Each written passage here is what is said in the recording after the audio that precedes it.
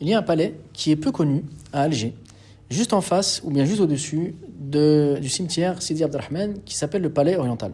C'est un palais qui ne date pas de l'époque de la Régence, c'est un palais qui a été construit après la colonisation par une famille juive qui s'appelle donc la famille Cohen. Et donc c'est un palais qui est unique en son genre puisqu'il y a des décorations qui ne se retrouvent nulle part autre à la Casbah.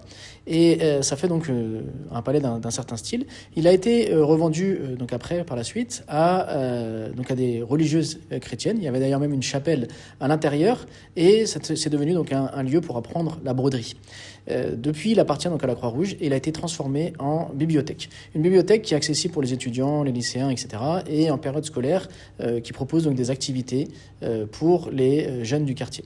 Donc c'est un palais qui est magnifique, qui ressemble aux autres palais de la Casbah, qui n'est pas un lieu de visite, mais comme partout en Algérie, les gens sont tellement accueillants, tellement sympathiques qu'il suffit donc de demander gentiment et on vous laisse accéder. Donc vous pouvez découvrir la beauté des lieux. Et comme je l'ai dit, vraiment, il y a des porcelaines qui sont à part, puisque c'est le seul palais qui les possède. Donc vraiment des carreaux de porcelaine qui sont magnifiques. Vous avez également une très belle vue, avec donc une vue sur le jardin, où il y a donc des arbres fruitiers, mais également sur la baie d'Alger, sur l'école Thahalabiya, qui était une des madrasas fondées par les Français, pour former donc les qoudat, les imams, les mouftis, etc. Et sur le cimetière donc de Sidi Abdelrahman. Lorsque vous continuez la visite, vous allez donc pouvoir découvrir les différentes pièces donc de ce palais, du palais oriental, et vous allez voir donc les restes de la chapelle qui était donc fonctionnelle à l'époque justement, et qui aujourd'hui donc ne l'est plus bien sûr parce que c'est devenu une bibliothèque.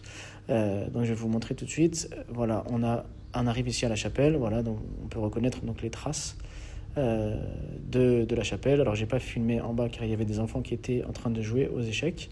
Mais ça vous donne une idée donc de à quoi ressemblait le palais à l'époque et comment est-ce qu'il est aujourd'hui. Voilà. Donc comme je l'ai dit, c'est une bibliothèque, la bibliothèque Ben Cheneb, qui est donc une grande personnalité. Donc on aura certainement l'occasion de parler un jour ou l'autre.